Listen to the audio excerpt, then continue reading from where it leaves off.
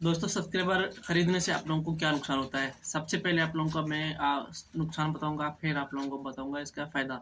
एक फ़ायदा बहुत ज़्यादा नुकसान आप लोगों को कितना नुकसान होता है सब्सक्राइबर लेने से, आप लोगों को वो भी बता दूँगा इंशाल्लाह कि आप लोगों को सब्सक्राइबर लेने से कितना नुकसान हो रहा है। सब्सक्राइबर ले तो लेते हैं, हमें थोड़ा-सा शुरू में अपना फ़ायदा तो होता है, नज़र आ रहा होता है।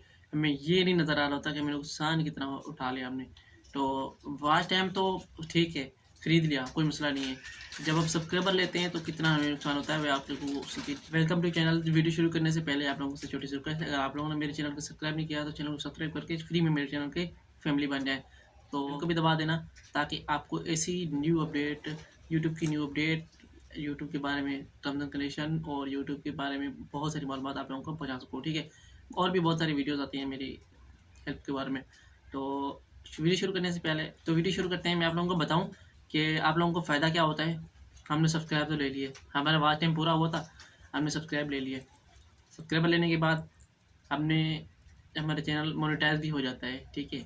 हमें बहुत सारी कंपनियाँ हमें गारंटी देती हैं कि आप लोगों का जो चैनल है मोनेटाइज हो जाता है। मैं नहीं कहता जब आपको चैनल मोनेटाइज नहीं होगा, मोनेटाइज हो जाता है। मोनेटाइज के बाद क्या होता है, हमारे पास ट्रैफिक वो नहीं आ रही होती जो हमें पहले आ रही थी, ठीक है।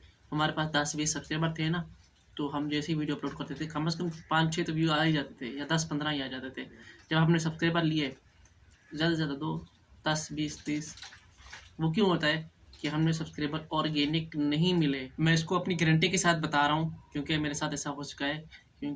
मेरा वॉच टाइम पूरा हो गया था, नहीं मैंने सब्सक्राइबर तो ख़रीद लिया है थोड़ा बहुत इधर से उधर से करके, ठीक है। वॉच टाइम मैंने किसी से मतलब दोनों ऑर्गेनिक नहीं थे, मतलब थोड़े-थोड़े।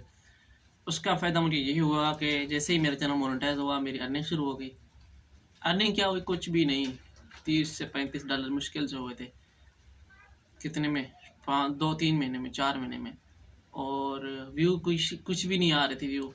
और उसका यही नुकसान हुआ कि सब्सक्राइबर मेरे अपने नहीं थे और वॉच टाइम किसी से लिया हुआ था। वॉच टाइम का कोई मसला नहीं है, सबसे बड़ा मसला है सब्सक्राइबर का, क्योंकि वो सब्सक्राइबर हमारे ऑर्गेनिक नहीं होते। हमारे ऑर्गेनिक सब्सक्राइबर हमारे 1000 में से कम हमारे 500 भी सब्सक्राइबर हमारे ऑर्गेनिक हो ना, तो कम से कम हमें 300 या 400 व्यू हमें वो दे देते हैं।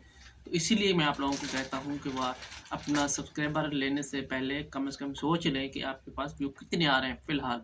आप सब्सक्राइबर लेने के बाद आप लोगों के साथ क्या हो सकता है। तो इसी वजह से हमारे पास व्यू नहीं आते, तो इसी से हमें हमारा कदे काम करने का दिल नहीं होता। व्यू आने के बाद फिर हमारी अर्निंग नहीं होती, फिर हमारा और भी दिल टूट जाता है। सबसे मैं आप लोगों से सबसे ये रिक्वेस्ट करूँगा, आप अपने चैनल पे फोकस दें, अपने खुद पे दबा लें, खुद पे ही अपने ही बलबूते पे अपने चैनल को ग्रो करें। इंशाल्लाह आप लोगों के सब्सक्राइबर अप होंगे और वॉच टाइम भी आप लोगों का इंशाल्लाह पूरा हो जाएगा। तो इसी टाइप पे मैं और भी वीडियो बनाता हूँ और भी इंशाल्लाह बताऊँगा कि आप लोगों का 1000 सब्सक्राइबर कैसे पूरा होगा। ये नहीं कि मेरे सब्सक्राइबर कम है, उसी पे मैं खुद भी कर रहा हूँ, आप लोगों को भी बताऊँगा इंशाल्लाह, वो टिप्स बताऊँगा। तो इसी बिना पे आप लोगों ने मेरे चैनल को अभी तक सब्सक्राइब नहीं किया तो चैनल को सब्सक्राइब करें और न्यू टिप्स आप लोगों को देते रहूँगा।